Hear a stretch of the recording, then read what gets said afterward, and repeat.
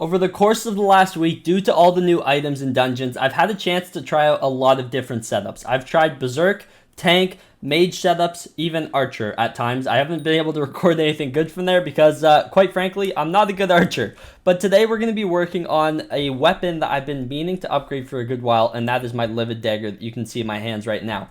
At the moment, I don't have an ultimate enchant on it, and I want to do a damage test because this is a video I had in mind as soon as the update dropped. I want to test out Soul Eater 5. The only problem is, right when the update dropped, Soul Eater 1 books were about 18 mil. So right now they're about 1.3 mil, so I think now is the perfect time to actually go ahead and put Soul Eater 5 on our Livid Dagger and do a damage test. Not too long ago, I actually ended up selling my Livid Dagger. So it was something I had to rebuy because I've realized that I do actually need something that is better than a Midas for melee when I need to actually melee stuff. Something that's amazing about the Livid Dagger is when you hit a mob from behind, you do 100% more damage, which is actually insane, and it really adds up. So we're going to be testing that out today. As you can see here, though, I have a 5-starred Mythic Fabled Livid Dagger. Not too crazy in terms of maxed enchants, Critical 6 and Thunderlord 6. Otherwise, Tier 5 enchants, but that's not going to be important. We're going to want to see the difference between a cleaner sword like this compared to a sword with Soul Eater 5. Before we get into spending a ridiculous amount of coins on today's video, only a small percentage of the people who are actually watching this video right now are subscribed. So if you aren't subscribed, consider subscribing. You can change your mind at absolutely any time,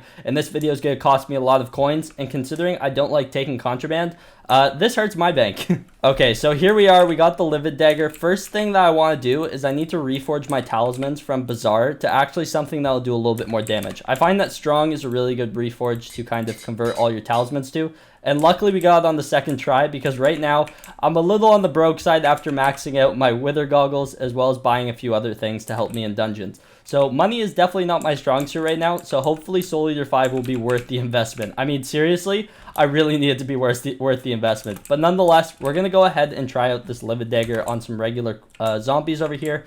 As you can see right now, I've already showed you guys the sword. Nothing too crazy to it. Obviously, no ultimate enchant, and we're going to be changing that today. So when I'm facing a zombie, right now I do 90k damage. That is a little weak. I don't have any pets out, do I? I'm going to throw the tiger pet, I guess. But I do only 99k damage. I should also change my armor set to superior. There we go. While facing the zombie, I do 138k damage. If I hit it from behind, I actually end up doing 281k. I believe I read that right. 300k damage just from when I'm facing the back of the zombie. So the damage that you get from behind is actually quite insane. 300k. Facing, I'm doing 145k. So I hopefully Soul Eater 5 is actually worth it. Otherwise, your boy might have to start doing some contraband because we're going to be quite broke. So right now we're at the auction house, and as you can see, the cheapest Soul Eater 1 book is 1.25 mil. If you look at the cheapest Soul Eater 5 book, it is actually 30.19 mil, which is about 1.8 million coins per Soul Eater 1, considering you need 16 to actually max it out. So I think it's actually going to be cheaper if we can buy 16 for under 1.8 per, and it looks like we can do that quite easily because the first page, the most expensive one, is only at 1.5 mil, so we should be fine. That one actually just sold right in front of my eyes. But now I gotta do the painstaking process of watching my coins go down the drain while I buy a ridiculous amount of Soul Eater 1 books. 2, oh my goodness. Oh no, that one's already been bought. 2, 3, oh my goodness, this is so sad. All my coins are going. 4, oh no. Okay, so if my math serves me right, we only need one more. Hopefully I did that math right, and this should be the last one. Oh, I already bought that one. Let's see here.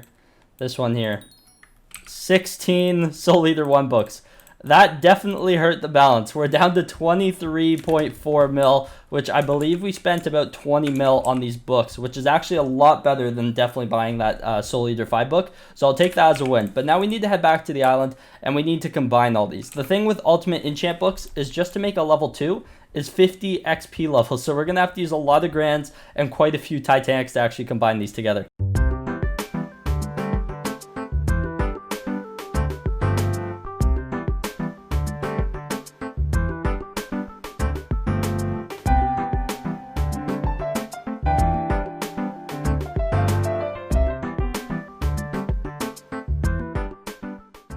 So I've gone ahead and combined them all into Soul Eater 2 books. As you can see, there's so many here, but now we have to turn them into Soul Eater 3 books, which I believe is 100 levels per combination.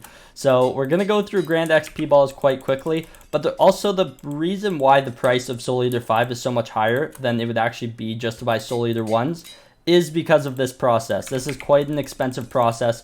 Grand and Titanic XP balls are not cheap, and so especially when you're using this many at once.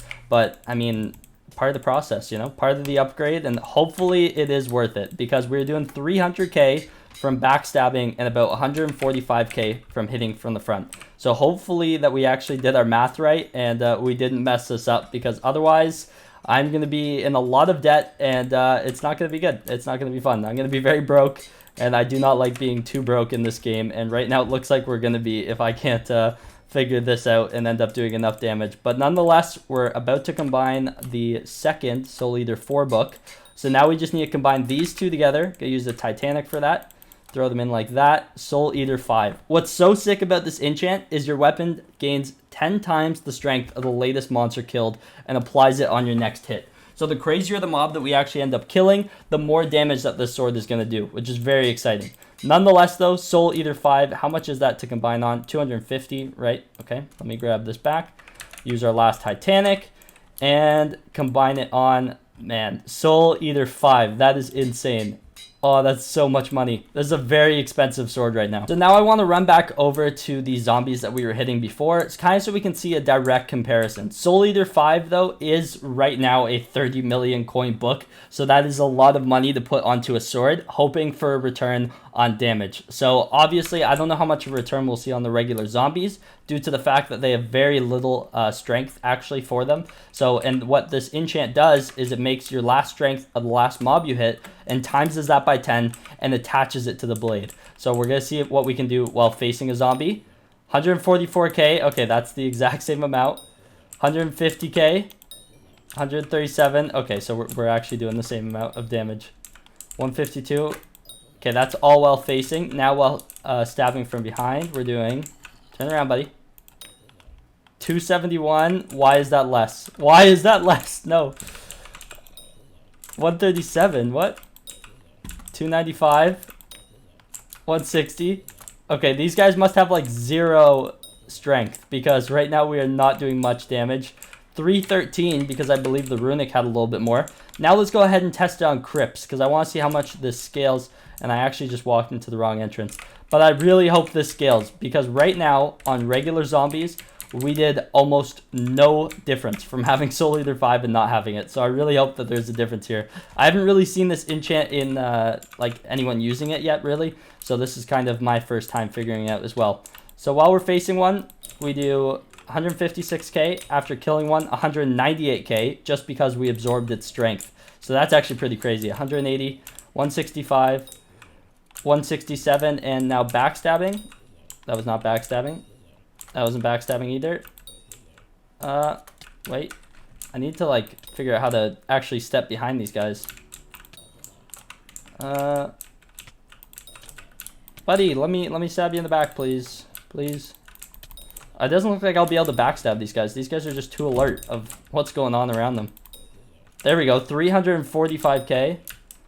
So 345k on a backstab from crypts. Now I want to go ahead and I want to try this in the end, because I'm really curious how this looks on Zealots or Enderman, and I'm really hoping that there's a big difference that will kind of blow us away. So first, let's try it on these regular Endermen here. While I'm facing one, we are doing 209k damage. I believe that was right. 211k, 247, 238. Okay, now let's try backstabbing. Oh no, 229. He looked at us. 257. See, the problem is we actually need to sneak up behind the mob, which is kind of the most difficult part, if you will, of this. 417. Did I read that right? 213. Nope, he's looking at me. 417. Okay, that's actually pretty crazy. That's actually kind of insane. Okay, let's go try this on a Zealot now, because these are going to be the strongest Endermans, and I believe just the strongest regular mobs that we can fight right now, besides going in a dungeon run. So Zealot, while facing, we're doing 250k damage, which is actually pretty insane.